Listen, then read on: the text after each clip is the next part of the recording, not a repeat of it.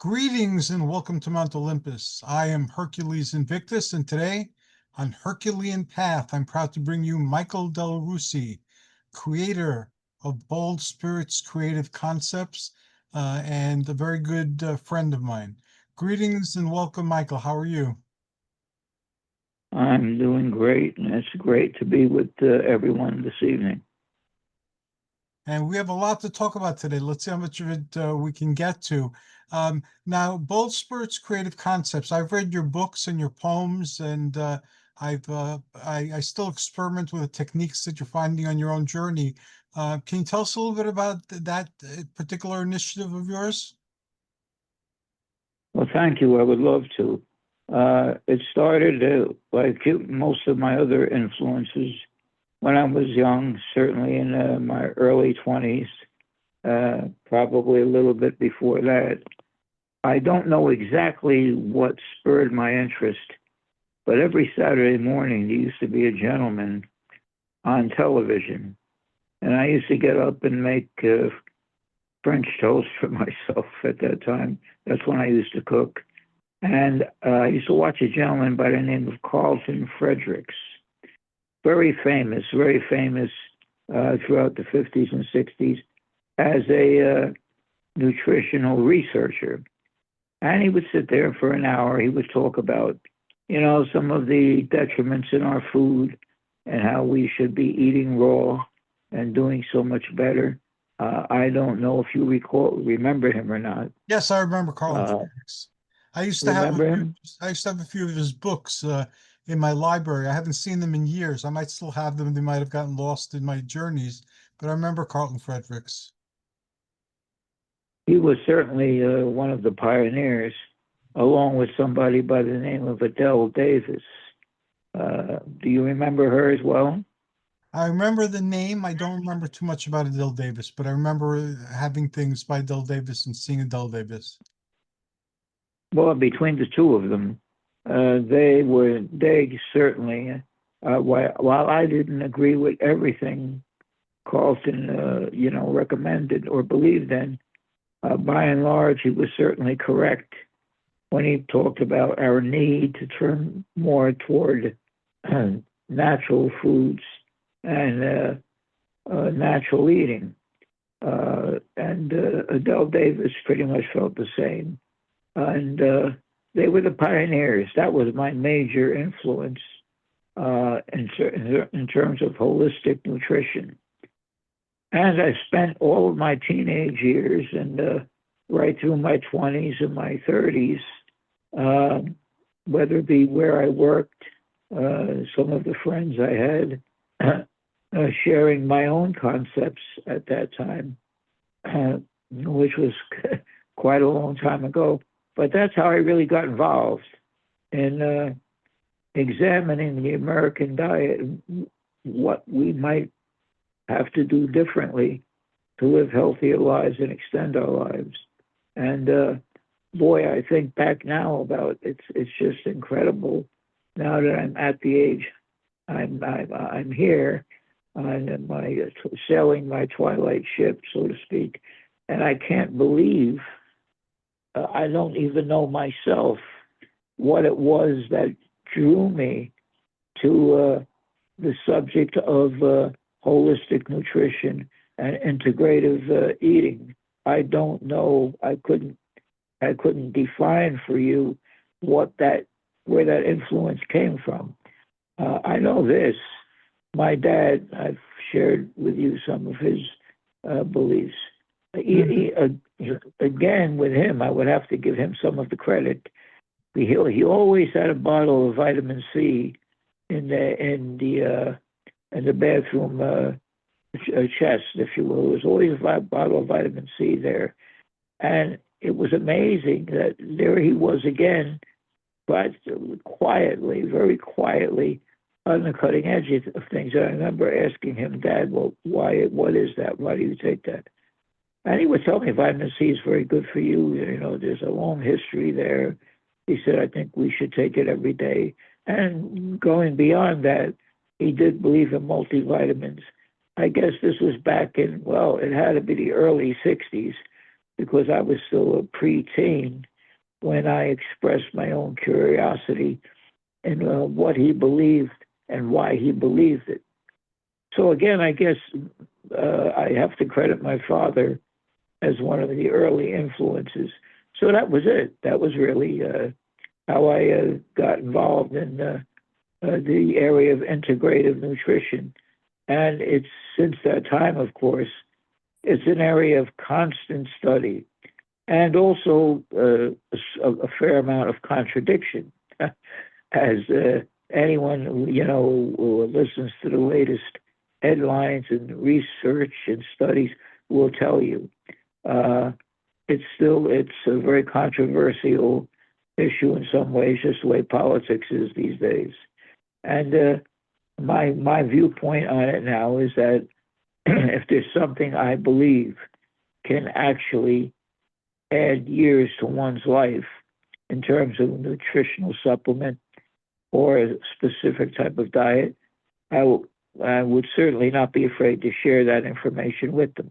I would also share the source of my information, and my process has always been do your own research and then follow your own intuition, which I believe is divine in all of us. And it's that extra something that's been provided to us by creative intelligence to hopefully put us on a better path in life. We don't always listen, but that's what I believe. So, research is 80% of the story, I would imagine.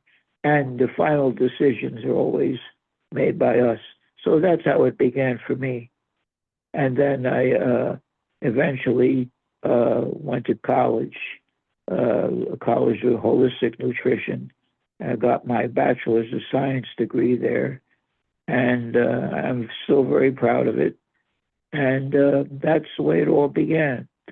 I worked in 2 health stores and in this area simultaneously. I did counseling in Bloomfield and counseling in Verona. And so I counseled with many people during that period of time, recommended supplement protocols. We did discuss diet, of course, and how we might improve things in terms of our overall quality and longevity. And of course, as I said, diet is such a touchy subject because, you have to be careful how you approach some people. Some people take it as well, you're forcing them into a different area of daily lifestyle, which, I've never been that kind of person. I always present the information. I would more or less suggest what I think should be done at that time, what my preference would be. But I always say the ultimate decision is theirs and what they feel is right for them. And I would share the studies as much as possible because I want individuals to know where I'm getting my information from. I'm not just getting it from one book on vitamins and diet and leaving it at that. So like anything else that we study, whether it be spirituality, metaphysics, mythology, it's always good to go to various sources and see what we come up with and what benefits we might be able to share. So that's how I got my start as far as integrative nutrition is concerned. Wow, that's quite a journey, and it's a journey you're still on, and you're still very generous in sharing what you find on your journey in various ways and on various platforms. And I know my journey has been blessed by knowing you. Well, thank you so much. What has your diet been as you moved from, say, your teenage years into your adult mode, if you will? What did you give much thought to diet? Was your diet mainly customized for sports or for strength? What was your experience during that period of time? Well, I grew up Greek, so my diet was very Greek, and I grew up in America. So my diet, I guess you call it Greek American, was a lot of traditional Greek things and ideas about food mixed in with American convenience, which dominated and still dominates the way most people think about food in our country. And I started learning about vitamins through my father, who, like your father, studied those things quietly and didn't really share his sources, my father, but he always had a lot of information. And I've carried on that tradition. And actually, I've been giving away his books and my books, books that my father's not here anymore. He's passed on, so the Mm-hmm. books aren't helpful to him. And these books are not helpful to me anymore. So I might as well give them to somebody who can benefit from them. So I don't advocate any particular way. It's just here's information that you might find useful. Here's something if you want to experiment with it or read more about it. And then it's up to the person to make Mm-hmm. a decision what they're going to do. Um, I watched my diet at various points in my life very carefully, usually when I was lifting weights, because I wanted to be lean and muscular. So the Mm-hmm. times when I was bodybuilding or strength training, those were the times I watched my diet the most. I always stuck to a very high protein diet.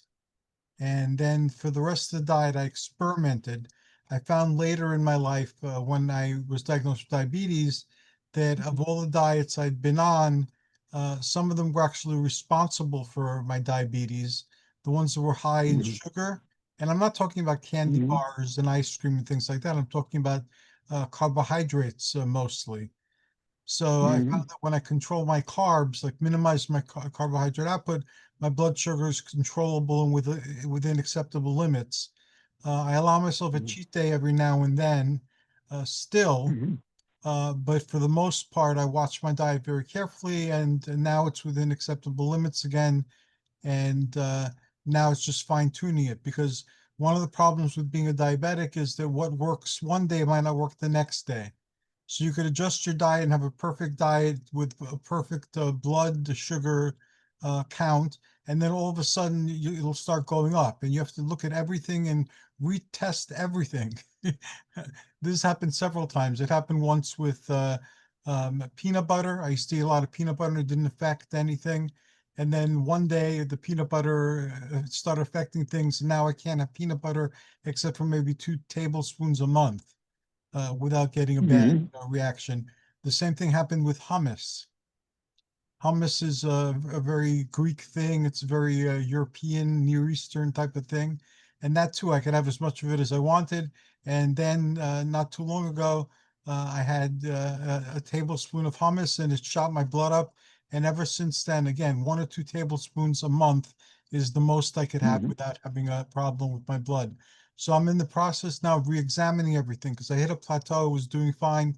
And then without altering anything, my numbers started to climb again. So something I'm eating that was okay is not okay anymore. So now I need to Mm-hmm. test things, to see what the reaction is and like eat a certain food, a lot of it, and then eat very little of it and see what happens. So I'm in that process right now. And it's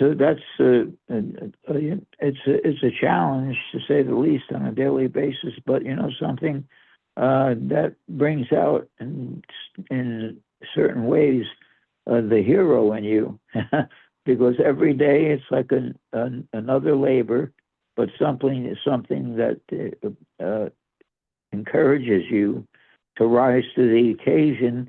And with that comes, well, frankly, comes renewed knowledge every day. Every day you're taking on a challenge. What may be okay today may be questionable tomorrow. But no matter what we're facing health wise, that's probably true of all of us in some level. Oh, it's true. It's true of everybody. If you think mythically, you're liable to see it mythically. Like I think mythically, like you. And to me, diabetes is my hydra because the hydra venom can kill you. And diabetes can indeed and usually does kill you at some point once you've had it infect your system or take over your system. And with the hydra, it said that there's one immortal head, And if you get the immortal head, it'll kill everything. And what is a diabetes immortal head? A lot of people have a lot of different opinions. Is it blood sugar? I don't know. A lot of people think so, but then you can control your blood sugar and still get other diabetic reactions. So if you cut off one of the heads, if you like get the diet under control, some other symptoms pop up somewhere else. So you're stuck fighting the Exactly. same monster. So you're stuck always fighting the Hydra, except for brief breaks you get when you've addressed something. And Ladon, who's the 100-headed dragon that guarded the golden apples of the Hesperides, it's a Mhm. dragon with 100 heads, and all of them are talking at the same time. And I view all the experts in in the Mhm. health as one of the heads of Ladon, because you don't really know what's true. Like, how much protein do you need to build muscle? We don't know.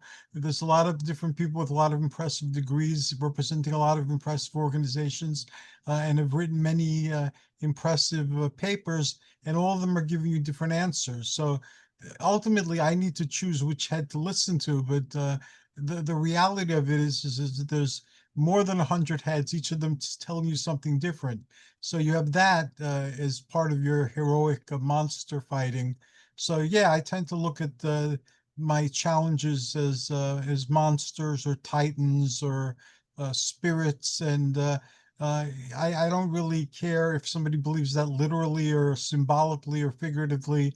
It's a useful way of looking at it for me because of the way I think, and so that's how I tend to think about it. And it works for me to a greater or lesser degree to think of things that way.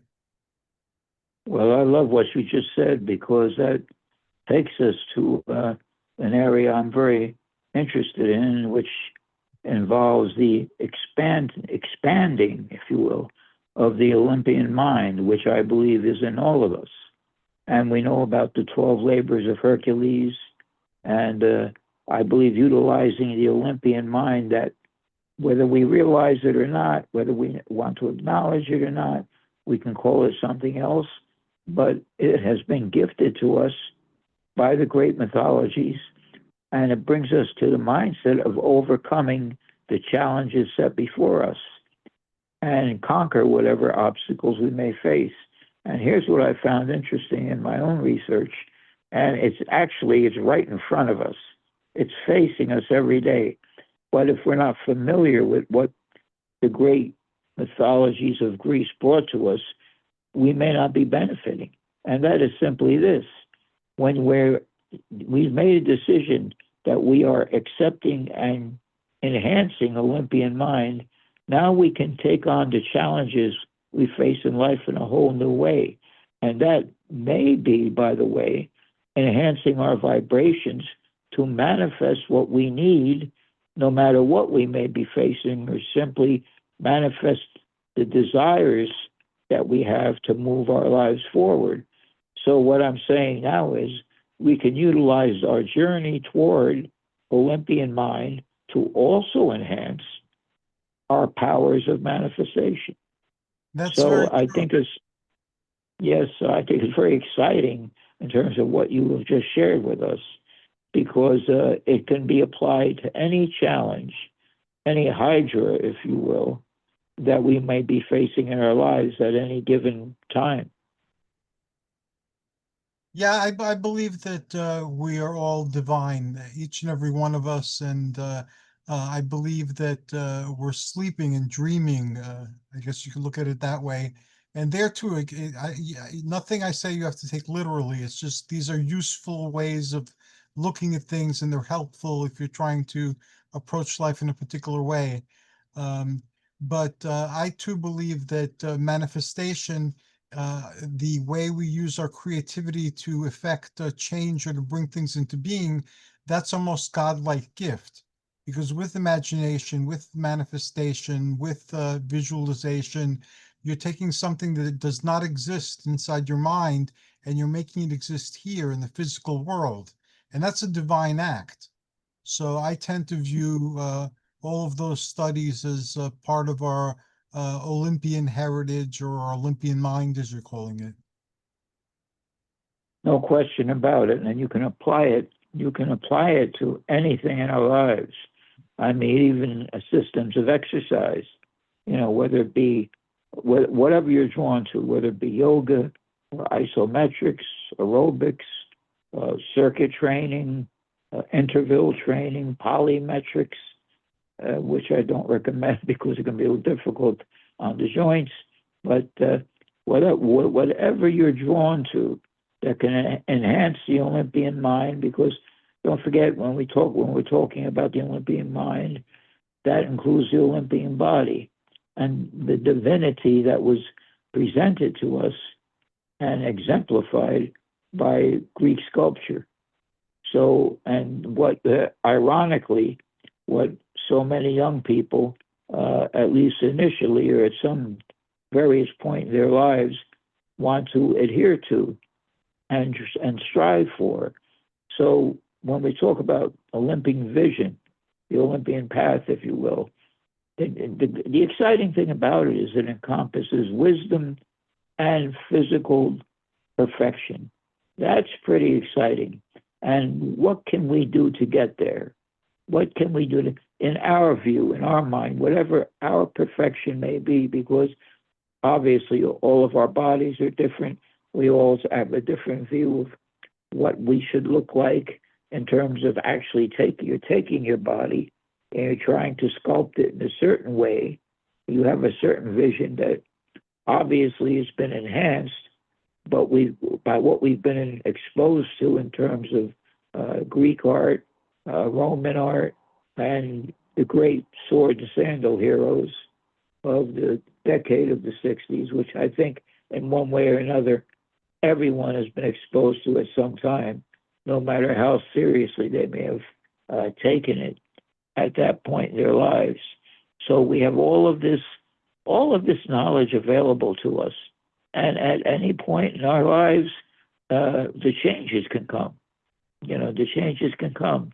And you mentioned about your challenges with blood sugar. And I think about it sometimes. My blood sugar has always been good. It's still good. However, I'm 73. And my diet is pure carbohydrates. And I do, if you want to call it cheating, I do cheat a little bit. In spite of what most will tell you these days, I like white whole wheat bread, but I love white bread as well. But the kind of white bread I like are the breads that are made simply with water, yeast, and salt, and no other additives. But I'm not afraid to eat 2, sometimes even maybe 3 white rolls with a cup of tea at night. And I don't think about it too much. As much as they say, and most integrative doctors and nutrition enthusiasts will tell you this day, keep away from white starch. But I said to myself, well, until I see that it might be causing a problem, I'm at the twilight of my years now. Right. And if that's a treat to me, if that's something I enjoy, well, I think the gods will give me a pass on that. So until my blood work indicates that, well, maybe you ought to back away, I don't worry too much about it. I'm the same way. What do you call it? I don't I don't cheat for the whole day, and I don't cheat more than once or twice a month. But it'll usually be a meal that I'll have a cheat meal, and then that's it. I happen to like ice cream. I haven't had ice cream in years now, because the ice cream was indeed affecting my blood negatively, and I could see it when I took my blood count in the mornings. And when I stopped the ice cream, my blood went down significantly, and also puddings. So once a month, we found a store that makes the best eclairs that I've ever had. And so once a month, we'll go get an eclair and I'll have an eclair. Not many eclairs, just an eclair. And we haven't even Right. done that in the past 3 or 4 months because, I don't have to have the eclair, but I know that if I want one, I can have one. And when I meet with people at my house, we drink some wine, and there's something called chocolate wine, which is wine with chocolate. So I happen to like that, and now everybody who comes to these meetings likes chocolate wine. So we drink chocolate wine once a month, or sometimes twice a month. But that's it. The rest of the time, I'm very careful about what I eat, and I'm not in as late in the twilight of my years as you are, but I'm in the twilight of my years as well. I'm in my late 60s, and I figured the Mhm. same thing. The universe will give me a pass on this one. Part of life is to enjoy life, and our ancestors knew that, and they did enjoy life as much as they could, and this is part of enjoying life. Right. And there's wisdom there. Wisdom comes from us taking certain periods of our lives and enjoying it, creating that spirit of enjoyment and leisure. And I think everybody needs that. Everybody needs that, especially today when I think, and taking all of that into consideration, I seriously thought about it today and said to myself in conversation, I wish everyone would study the labors of Hercules as an example, and everything he went through, and why he went through some of the challenges that he did. But the multidimensional gift that the Greeks gave us as far as the myths, and all the directions, to the various gods and philosophers that we could turn to, and all of this ignites a very positive spirit within us. And I believe that making the myths a part of our lives, especially when we're facing what we believe to be a certain challenge, something we may have to overcome, to maintain that Olympian thinking and take the gods into consideration. Think of that Hercules and all he had to go through, facing his 12 labors that he did. I think all of that doesn't lower your vibration. It raises your vibration. So my point would be utilizing the myths and Olympian mind and taking that Olympian path as a method to raise your vibration. Now, along with that can come other very exciting possibilities when we enter into our areas of meditating, uh, encouraging our energetic bodies, because we all have an energetic body, which most of the time we don't think about. Uh, and animals have energetic bodies as well. Even objects have Yes. energetic bodies. So we know this. We have all this, and both through three-dimensional science has validated it, and the metaphysical concepts have validated it. So now I ask myself the question: what about the Olympian path? Suppose we were to focus more on all. I would encourage everyone, get yourself a good book on the Olympian heroes, the Olympian gods, whatever we're able to obtain, whatever we can go right onto the internet is right there for us, and learn what their trials were, their experiences in life itself, how they turned to Mount Olympus, turned to Zeus in times of need, and some of the other great gods that were so prevalent at that time. But I was thinking today, we talk about Hercules as a hero, and we know Hercules wasn't perfect. He No, made but some, that's the you whole know, point of Hercules. The point of Hercules is that his father was the most powerful god in the ancient Greek pantheon, and yet he still found humanity difficult. And he made many tragic errors, some of them unforgivable, but he never stopped trying to make the world a better place. So a lot of times what happens is because we're not perfect, we don't even try to make the world around us a better place, or the world for the people around us a better place. And the Hercules myth tells you that being human is tough. And the gods have experienced it firsthand by incarnating as people. So they'll cut you some slack. So never stop trying to make this a better world for yourself, for the people you love, and for the community that you live in, for the nation that you live in, for the planet that you live in, however wide you want to draw your circle. But there are heroic trials for everybody. And if we recognize and cultivate the divinity in each being and try to use our God's given talents or our God's imagined talents and apply them, that we have the power to effect powerful change. And our history teaches that as well as the myths, that individuals can change the world in phenomenal ways just by taking action. Absolutely, very well put. And that's why I think uh, reading and rereading the 12 labors and all Hercules had to go through. The one thing that perhaps I already have stored this wisdom somewhere, but I'd like you to clarify it for us if you can. Sure. What was the what was the problem with Hera and Hercules? What exactly influenced her to be such, quite frankly, such a torment for him? Why Well, was Hera so much? that was Yes. only that was only in the Greek myths. In the Etruscan myths, Hera was his mother, and Zeus was his father, and he was their son. And there wasn't any animosity between him and Hera. But in the Greeks liked irony, so they had this demigod Hercules, who is the son of Zeus, her husband, who she's the goddess of marriage. So that means her husband was unfaithful to her because Mhm. Hercules' mother was mortal, Alcmena, and his Right. name Heracles means the glory of Hera. So he was dedicated to Hera.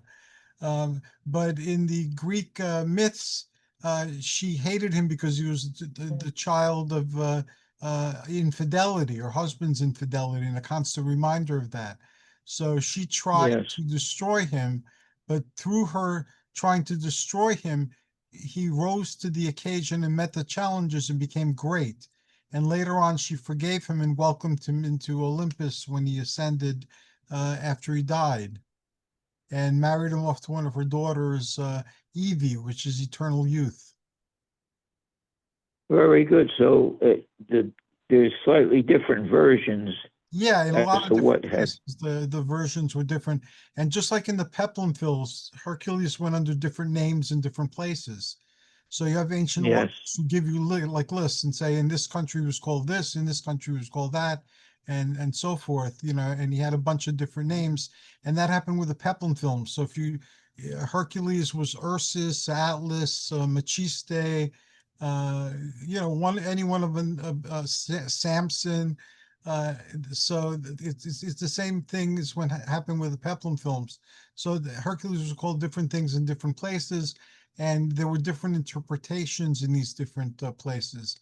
Like in the Etruscan myths that I spoke of earlier, his wife is Athena or Minerva, as she was called in Etruscan, and Ares, with whom in Greek mythology he had constant fights with, was his Mhm. son, and his son was very heroic, not very dastardly as he was among the Greeks. That's interesting. I did not know that. I just think that the 12 labors, there's so much to be, based on what you've just said, there's so much to be gleaned from them when Yeah, it comes to what we face in our daily lives. I live the labors. I do the labors all the time. People ask me like, "What's the Aegean Stables for you?"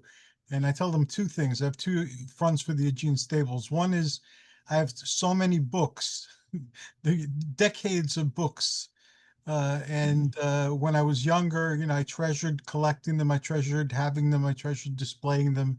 But now that I'm my age, I feel weighed down by them, and I want somebody else to enjoy them.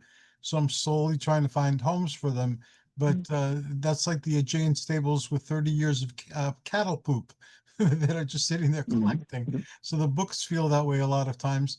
And also with my diet and stuff like that, because of my diabetes and other conditions, I have to watch that what I eat, which might be innocuous to some people, might be poisonous to me or very harmful to me. So I need to constantly Mhm. be as pure as possible in my eating And right now, what does it the best is a ketone type diet. Sometimes I've had to go to the extreme of a carnivore diet or even the lion diet, which is the strictest form of carnivore to get that.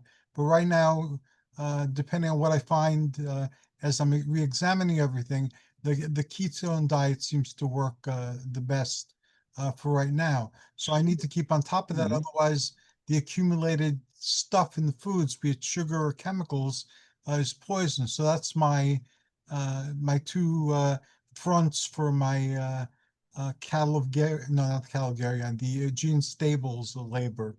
But I've lived the labors in my life. Everything has to do with the labors.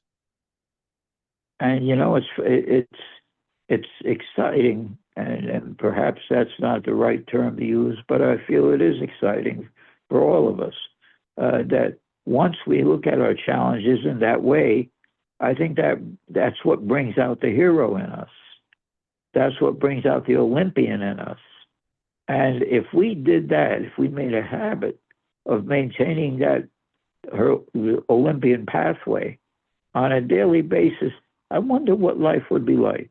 I wonder what my life would have been like had I maintained that knowledge, because I don't have knowledge as extensive as you do, obviously, when it comes to all of the myths and all of the stories contained within that need to be looked at and studied.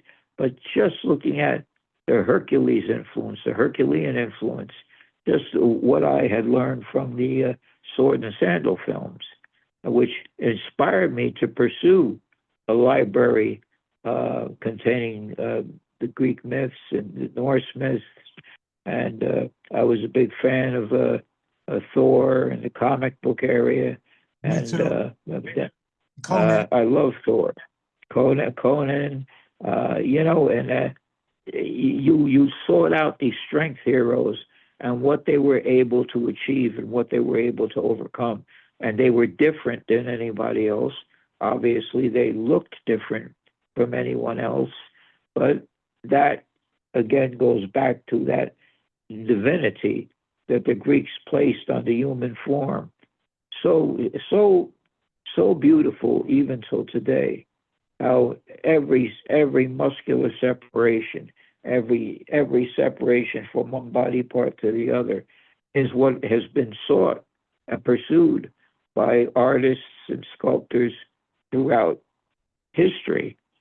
So it's really exciting to me looking at it that way. And for me, I understand exactly what you mean, because that hero lives within us.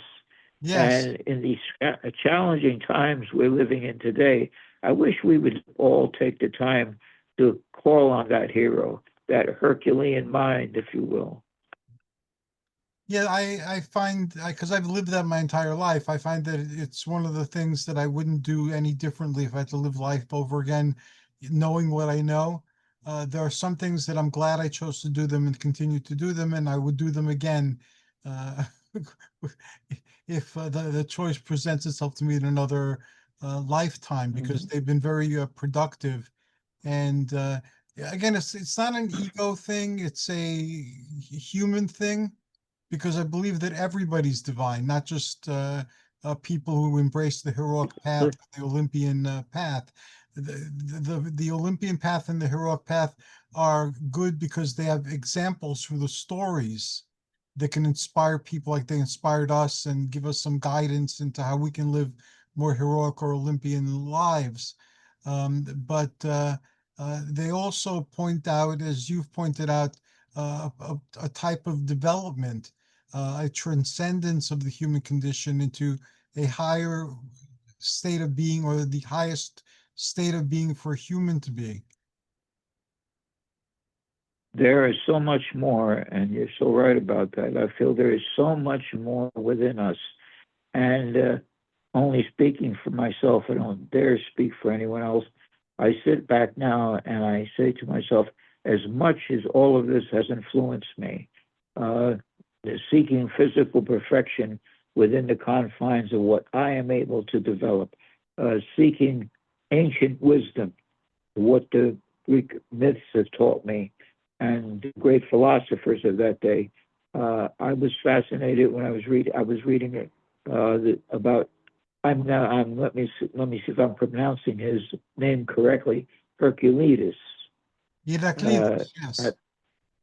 yeah, I do my best to get my pronunciation right with some of the great heroes of that time. But what I was fascinated with his theory that he knew he knew instinctively that his one of his major teachings were that everything really is always in motion, that Hmm. nothing's ever stagnant. That's remarkable. That is remarkable. How in the world could he know that? We know that today through our powerful electron microscopes and studying the physiology of everything around us, from the human body to nature and what have you. But he instinctively knew that nothing is stagnant. Everything is in constant motion. So let's just take that for a minute. That in itself is astonishing. How could he have possibly obtained, and I'd like your opinion, how could he have possibly obtained that kind of wisdom? I I don't know. I mean, they certainly, as far as I know, they weren't privy to microscopes in those days. How could he have instinctively, perhaps by studying knowledge, I'm sorry, nature? We know that's what brought us to philosophy. The philosophy is the Tao Te Ching. We're not really sure who. They say Lao Tzu wrote it, but we're not sure who wrote it. But just by watching nature, the flow of the rivers, the flow of the streams, how everything around it, everything that nature combines. He feels that by following the patterns of nature, our lives would be more in the moment and be more peaceful.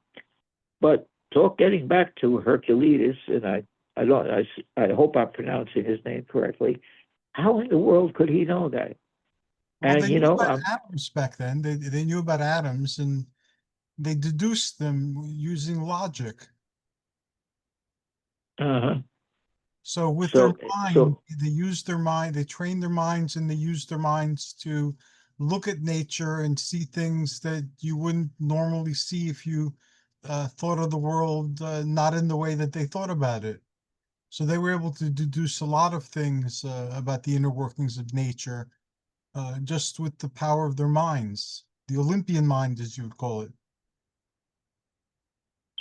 that's interesting. So just by applying uh, logic as they knew it with imagination, and they were able to arrive at what obviously was the right conclusion in certain areas in terms of studying the environment around them. Right, and like with the philosophers would answer basic questions like what is truth, what is beauty, what is the reason that we're here, and not all of them answered it the same way. And they developed like philosophical schools, like Stoicism, for instance. And people practice the disciplines to see the world as the philosophers saw it. And again, you could do that, or you could find your own way. You can go off into the wilderness of your own mind and come up with a new way of looking at looking at the world and come up with different answers. But it wasn't so much the answers you came up with because uh, they shine like lights for a while until somebody finds something brighter. But the Mhm. very fact that you would try to figure these things out and find practical ways of using the information that you're getting or testing the conclusions that you've come to. And like Socrates was killed, for Mhm. corrupting the youth of his time because he asked them quite uncomfortable questions about the state and a lot of the assumptions that they made living under particular political systems. So he became dangerous and he had to die. That's remarkable in itself to me when you think about it. When you make the comparison, as far as we know, based on what history seems to have been telling us up to this point, I'm sure there's so much we don't know. Wasn't Jesus the Christ basically assassinated for the same thing? Because as far as we know, he never committed any crimes. He never hurt anyone. He was God, but also human. But we can probably say that about a few historical figures. Sure, Uh, mythical he, figures. So, yeah, that's a universal mythic theme, and it exists in Christianity. It exists in a lot of different spiritual systems, and it brings us the same questions that we need to answer. Like I remember when I was growing up, and a lot of people, they would blame the Romans or the Italians, or they would blame the Hebraic people for the murder of Christ. And the Greek answer is, well, we killed Socrates, so you can't, so you can't blame other people for doing something that we did with Socrates. well, that's true. And it just goes to show, as much as we may not like to face it, the complex aspect of of the human structure, the humankind, if you will.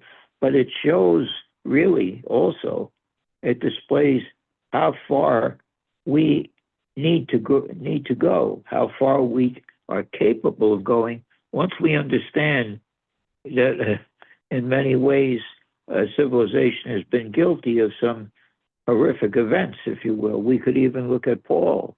I often say that you have to look at, when you're looking at the Christian perspective of these things, and that's not only Christianity, but throughout the centuries, if you will. But you look at Paul, and you say to myself, you step away and taking the large view, you say, well, if it happened the way the history books tell us it did, at least the modern interpretation scripturally, he was either completely insane or he truly had some kind of mystical revelation that, as much as it's been described to us, we can hardly conceive. Because here it was a man that once had considerable power, was partially responsible of putting Christians, although they weren't entirely called Christians at that time, to death for following a teacher who never hurt anyone. If anything, preached what I believe was a multi-dimensional way of thinking, another way of seeing life. Was he the only one? No. But it was premier. It was premier in his ministry. It was one of the premier aspects of his ministry. Now, many Christians who follow the conservative viewpoint will talk about salvation and whatever. But I believe that what Jesus came to teach was a little bit more fascinating than that. It wasn't about salvation. It was that we are, and he said it himself, I don't know how many times, multi-dimensional beings, that there is a source within and a source without that we cannot see and we cannot touch, but is very capable of touching our lives. And as he said himself, faith, the assurity of a substance that we cannot touch and see, but nevertheless exists. Faith is the substance of certainty, of Right. belief, but we cannot see it. We cannot touch it. We cannot see and actually touch electricity or gravity, at least except for rare occasions where electricity is concerned. But the point is an invisible world out there, and I believe he made a strong effort to try to teach us that. But that's not what's exemplified in most of the traditional scripture that we read. Yes, have faith, but that, I believe, that's what Jesus made a great effort to try to teach us. We could do a lot with our words and our thoughts. Why? Because we know that words and thoughts produce, number one, energy. Number two, depending on our state of consciousness, produce a certain type of energy that can either benefit us in our visible world or perhaps hurt us. We know that ourselves, even ourselves, react to our thoughts. I sometimes cringe in fear when I think of that, because I remember during my existential years when I really didn't believe in much of anything spiritual, how many negative thoughts I had. And I Mhm. believed I could conquer anything myself and fix anything myself. That was good in a way because it was the warrior part of me that encouraged me to participate in the labor movement, which I was so very dedicated to for almost 20 years. And And we have to talk about that one day too, because I was also very much involved with vocational things for decades as well. So we should have a conversation about that one day. absolutely, there it is, by the way, again, there is a hero within us. And I'd like to hear your feelings about it. What your emotions were when you were going through the highlight of that part. You've been doing it your whole life, of course, but serving the public, serving the community. But I would like to know where that energy came from and its intensity, because for me, there wasn't even a spiritual content. I mean, yeah, I read uh, my comic books and my mythology, but I didn't relate to the two. You know what I mean? I did not relate to two. When I was inspired to participate in the labor movement, I was 18 at the time. There was nothing. I didn't feel any outer voice speaking to me. It was just, I can't let this. I can't stand by and watch this. I cannot stand by and watch this. I have to get involved. And I had just turned 18 at the time. I wasn't legally, I wasn't even really, I should not have been working in a factory. I had not yet turned 18. But I did, I lied. They overlooked, they didn't know about it. But when They I didn't took check the very job, carefully back then. no, I they started, didn't wor- check. I started working when I was like 11 or something. I had a beard, so nobody checked. Really? Yeah, Where was your first employment, source of employment? supermarkets. A lot of Uh-huh. Greeks, a lot of Greeks owned the food places, including supermarkets, and not big supermarkets, but like corner supermarkets and stuff like that. So I started working there and in factories, and then by the time when I reached my like very late teens, early 20s, I started pursuing career in vocational things, vocational rehabilitation, workforce development, things like that. So I got involved with the workforce at that time.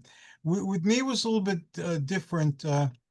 I was inspired by the Sword and Sandal films, and I wanted not to be a fireman, not to be a policeman, not to be a soldier. I wanted to be Hercules, like he was in the movies. I wanted to be like the sons of Hercules were in the movies. I wanted to be like Samson was in the movies, like Ursus was, like all of those guys. I wanted to That's wonderful. fight for justice. I wanted to topple tyrants. I wanted to do things like that. And I didn't want to hit anybody or beat anybody up. So I figured I would fight metaphorical monsters, like the ones plaguing society. They would be Hmm. my monsters that I fight. So I started doing that. And by the way, what I just said, I said that at a college ceremony one time. They paid me to speak, and I told that story. The college liked the story so much that they paid me to come tell that story at various That, and that's wonderful. That's and wonderful. I thought others would be inspired by these stories too, and I found out that they were. When I was working in an agency, it was a housing agency in the vocational area.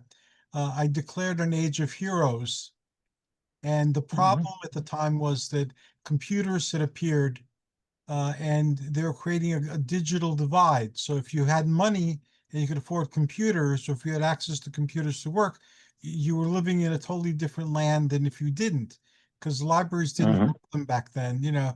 So if you Uh-huh. didn't have money for a computer, access to a computer, you were left out of a lot of things like information on jobs that are opening and opportunities and things like that.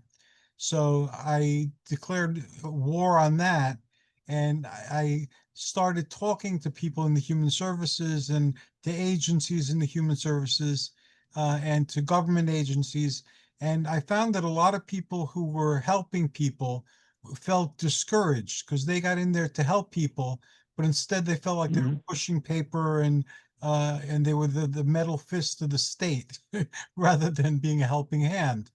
So without money, without any contracts of anything, we just formed this like mini movement to try to create in downtown Brooklyn a place where people who had no access to computers can come get access to computers. So we had some companies Mhm. who had like old computers that they were going to throw out. They gave us the computers.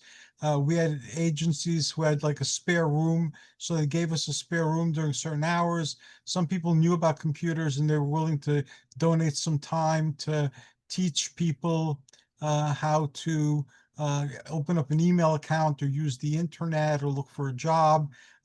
Because of my background in jobs and stuff, I used to teach classes on using the computer as Mhm. a tool to find work and so forth.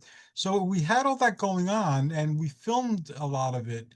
And we had a cartoon strip in this newspaper called Big News, which was the newspaper that they did in New York City for homeless people to sell to earn some money.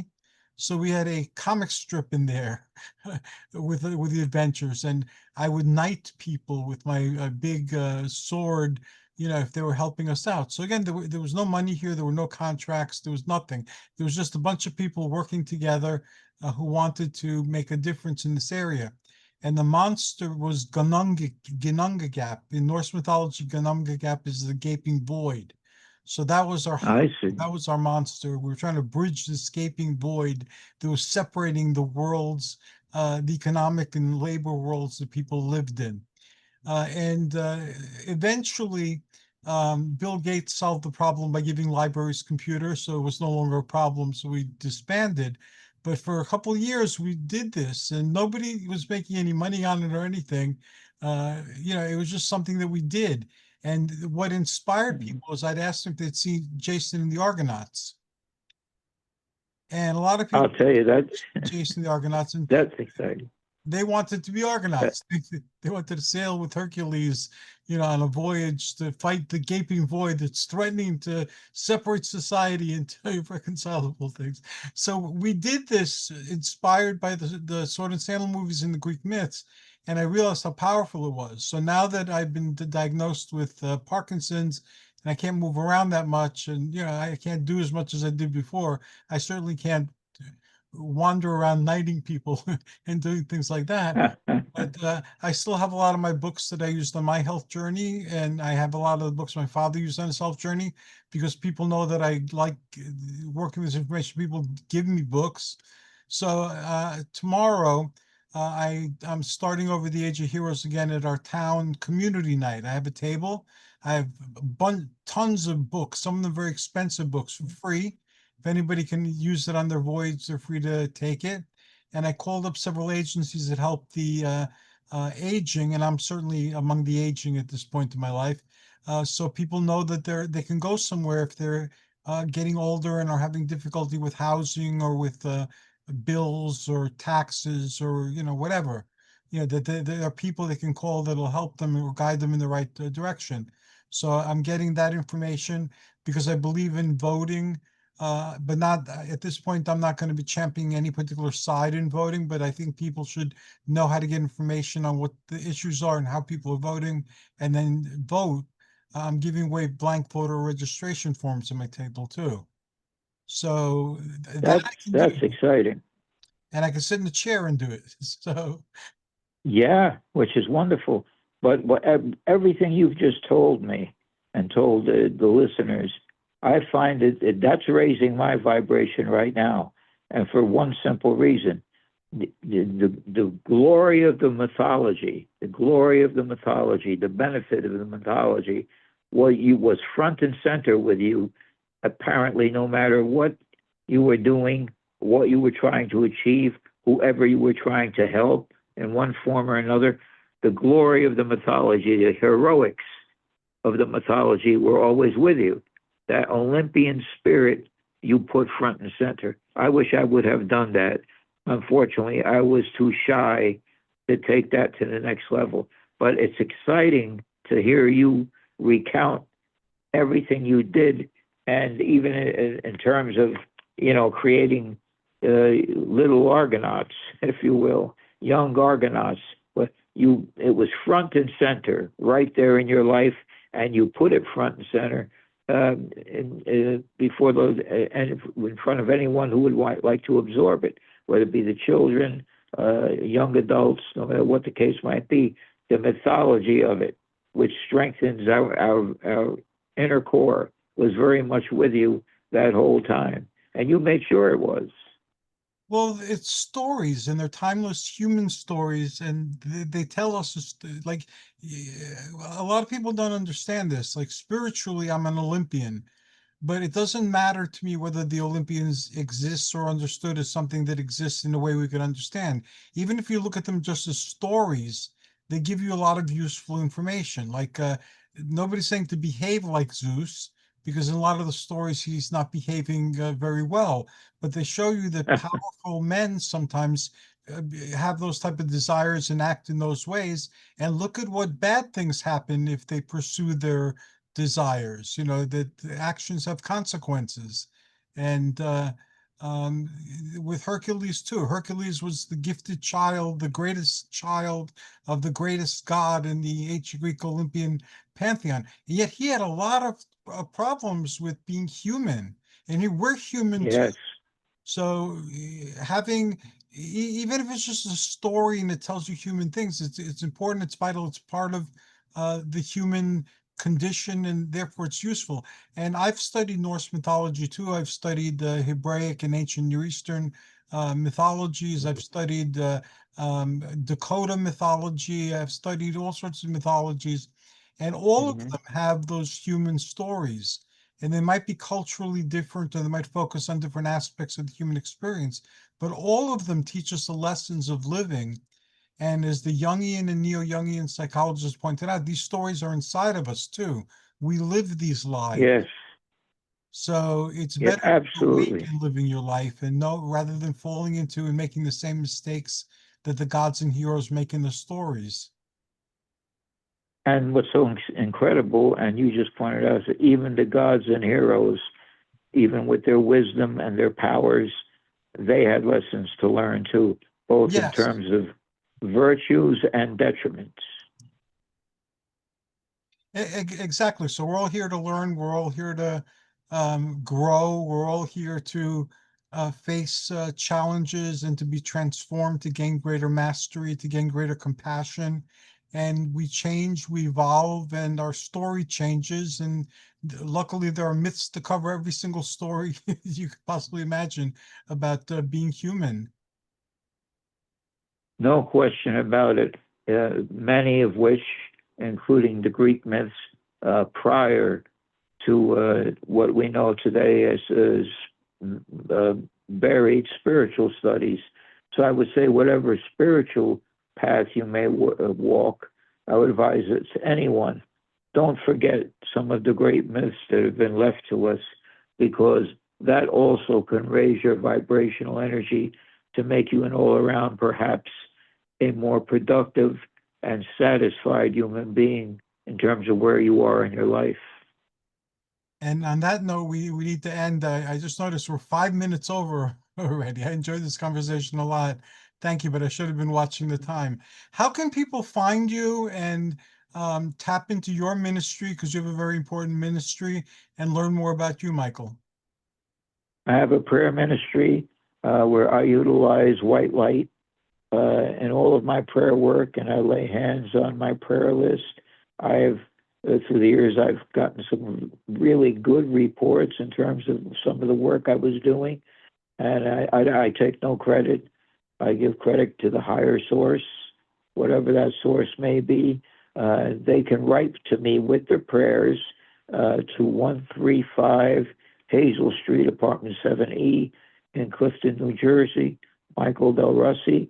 My prayer work is so totally free, and I stay commuting with the person in question, whatever problems they may be facing, and we will face them and pray over them together because energy means things. Energy is transferable. So I do believe in powerful prayer ministries. Thank you very much for not only for tonight, but for all the wonderful work that you do.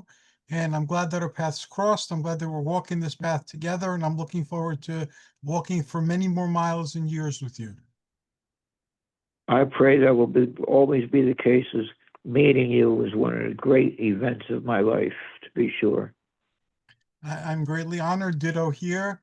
And thank you. Have a wonderful evening. And thanks to all who've tuned in now or later. Until next time, from both of us, joyous journeys and amazing adventures. And remember, the Olympian spirit, the Olympian mind, the Olympian experience is within you already. Take care. Absolutely.